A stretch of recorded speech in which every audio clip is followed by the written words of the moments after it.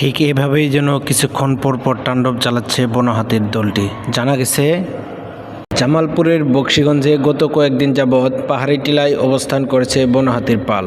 সুযোগ পেলেই দল বেঁধে লোকালয়ে এসে ধানক্ষেত সহ ফসল জমিতে চালাচ্ছে তাণ্ডব। ফলে আতঙ্কে দিন কাটাচ্ছেন সীমান্তবর্তী 10 গ্রামের মানুষ। নির্ঘুম রাত কাটাচ্ছেন তারা।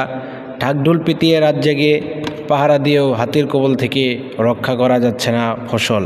ফলে দিশেহারা হয়ে পড়েছেন সীমান্ত এলাকার মানুষজন। আজ বৃহস্পতিবার 14 আগস্ট ভোররাত পর্যন্ত লোকালয়ে অবস্থান করেছে হাতির পালটি।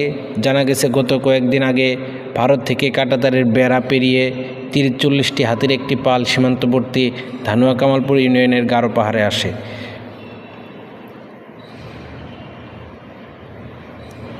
রাতের বেলায় লোকালয়ে এসে বিভিন্ন গাছপালা, শাকসবজি, ক্ষেত ও বুড়ো ধান খেয়ে বিনষ্ট করে তাড়াতে গেলেই বাড়িঘরে হামলা চালায়। গত কয়েকদিন আমিনুল ইসলাম, মিজানুর রহমান, আল মামুন, মাসুদ মিয়া, ইয়াকুব আলী, মুসা মিয়া সহ 30 জন কৃষকের ফসল ও গাছপালা বিনষ্ট করেছে হাতির পালটি। ক্ষতিগ্রস্ত কৃষক নজরুল মিয়া বলেন, বালুচর সাতানিপাড়া এলাকায় তার প্রায় 20 একর জমিতে কৃষি খামার রয়েছে। আমন ধান, লেবু, মাল্টা সহ বিভিন্ন প্রজাতির ফলদ ও বনজ গাছ রয়েছে। দিনভর পাহাড়ে টিলায় অবস্থান করলেও সন্ধ্যা হলেই নেমে আসে লোকালয়ে। এ ব্যাপারে ধানুয়া কামালপুর ইউনিয়নের ভারপ্রাপ্ত চেয়ারম্যান গোলাপ জামাল বলেন, সীমান্তে হাতি এখন বড় সমস্যা। সময়ে অসময়ে হাতির পাল লোকালয়ে নেমে গাছপালা, ফসল এমনকি বাড়িঘরেও হামলা চালাচ্ছে। এই সমস্যা আসলে দীর্ঘদিনের।